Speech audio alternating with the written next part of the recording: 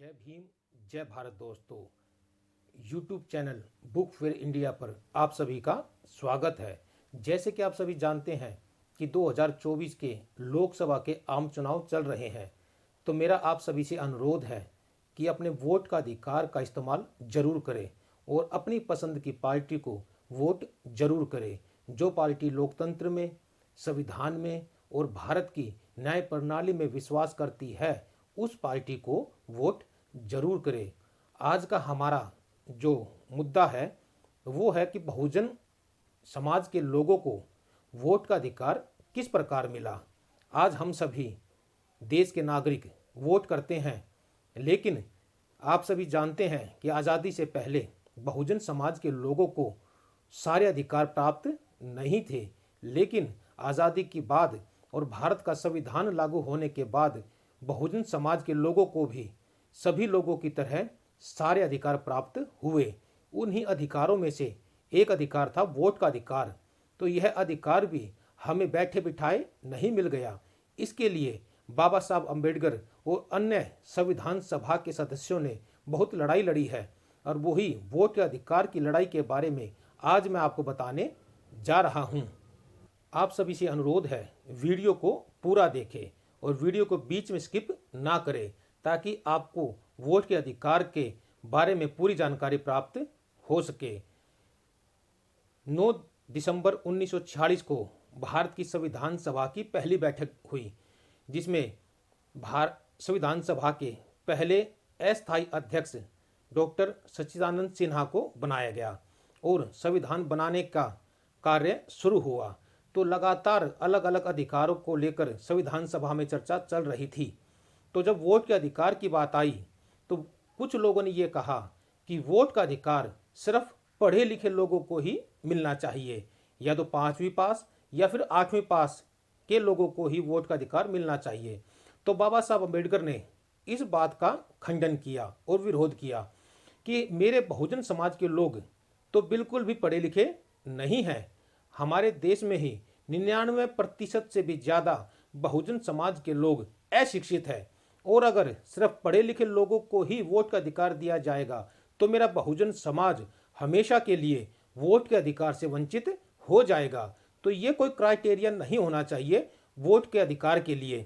तो किसी दूसरे सदस्य ने कहा, तो ठीक है, तो वोट का अधिकार सिर्फ उन लोगों को दिया जाना चाहिए जो टैक्स देते हो, जिसकी कोई इनकम हो। इस बात का विरोध बाबा साहब ने किया और कहा कि किस बात का टैक्स, मेरे समाज के बहुजन समाज के लोगों की तो कोई इनकम ही नहीं है, तो टैक्स कहाँ से देंगे। मेरे बहुजन समाज के 99% लोगों के पास ना ही कोई व्यापार है, ना ही नौकरी है, ना ही उद्योग धंधे हैं। तो जब उनकी इनकम ही नहीं होगी तो वो टैक्स कहाँ से देंगे।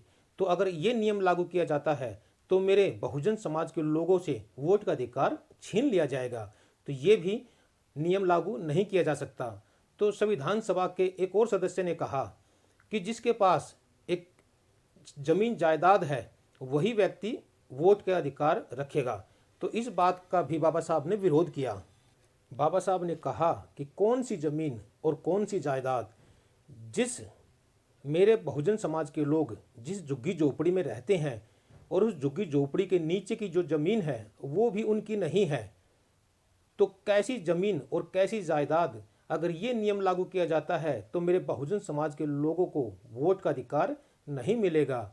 ये नियम लागू नहीं होने चाहिए, बल्कि वोट के अधिकार के लिए सिर्फ भारत का नागरिक होना चाहिए और 18 साल की उम्र पूरी होनी चाहिए। उस हर व्यक्ति, हर महिला को वोट का अधिकार दिया जाना चाहिए, जिसमें लिंग भेद ना हो, धर्म भेद ना हो, जाति भेद ना हो, संप्रदाय भेद ना हो और ना क्षेत्रवाद हो।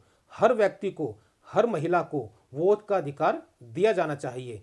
तब जाकर बहुजन समाज के लोगों को ये वोट का अधिकार मिला है।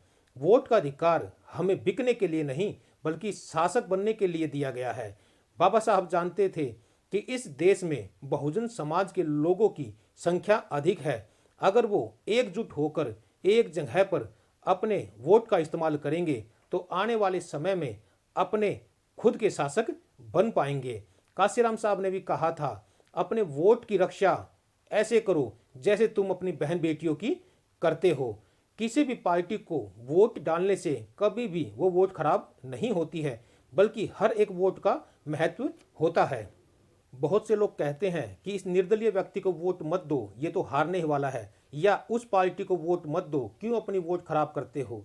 जबकि कोई भी वोट कभी भी खराब नहीं होती है, हर एक वोट का महत्व होता है। बाबा साहब अम्बेडकर ने, बहुजन महापुरुषों ने आपको अधिकार, जो वोट का अधिकार दिलाया है, ये बिकने के लिए नहीं भाई और बहनों, आपको शासक बनने के लिए दिया है। तो इस वोट के अधिकार को समझो और अपने अधिकारों की रक्षा करते हुए उस पार्टी को या उस व्यक्ति को वोट दो जो आपके आवाज़ उठाए, जो आपके अधिकारों की बात करे, जो समानता, स्वतंत्रता और भाईचारे में विश्वास करे, जो भारत के संविधान में अपनी आस्था रखते हो और भारत के लोकतंत्रीय ढांचे में विश्वास करते हो। तो मेरा आप सभी से यही अनुरोध है कि अपने वोट का इस्तेमाल जरूर करें। और अगर आपको यह वीडियो पसंद आई हो तो इस वीडियो को अपने दोस्तों के साथ शेयर करें, लाइक करें और कमेंट करें।